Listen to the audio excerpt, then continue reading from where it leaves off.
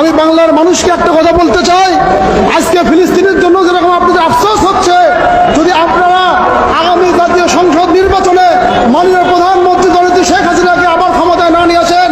বাংলাদেশ ফিলিস্তিনের মতো এরকম অবস্থা হবে। যার কারণে আমি আপনাদের অনুরোধ করব,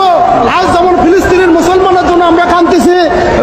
দোয়া করতেছি, কিন্তু একটা সময় হবে যদি আমরা মাননীয় প্রধানমন্ত্রী জননেত্রী শেখ হাসিনাকে ক্ষমতায় আবার না নিয়ে আসি, আমাদের বাংলাদেশকে ফিলিস্তিনে পরিণত করে ছাড়বে। এই জন্য আমি ক্ষুধার্ত আহ্বান জানাই বাংলার মুসলমানকে, বাংলার মানুষকে, আমরা বাংলাদেশকে ফিলিস্তিনি করবো না, আমরা বাংলাদেশকে ইসরায়েলের মতো তাদেরকে সুযোগ করে দেবো না। এই জন্য আমি সবাইকে বলবো, আমরা ইনশাআল্লাহ আগামী জাতীয় সংসদ নির্বাচনে মাননীয় প্রধানমন্ত্রীকে নৌকা বিজয় করে আমরা দেখিয়ে দেবো যে বাংলাদেশকে ইসরায়েলের মতো কারোকে ঢুকতে দেবো না, কারোকে সাহস করতে দেবো না, বাংলাদেশকে ফিলিস্তিনি করতে দেবো না ইনশাআল্লাহ। আমি এই জন্য আপনাদের কাছে ক্ষুধার্ত আহ্বান জানাই, অনুরোধ করি, বাংলাদেশের উন্নয়ন, বাংলাদেশের মানুষের হেফাজত একমাত্র আওয়ামী লীগের হাতে,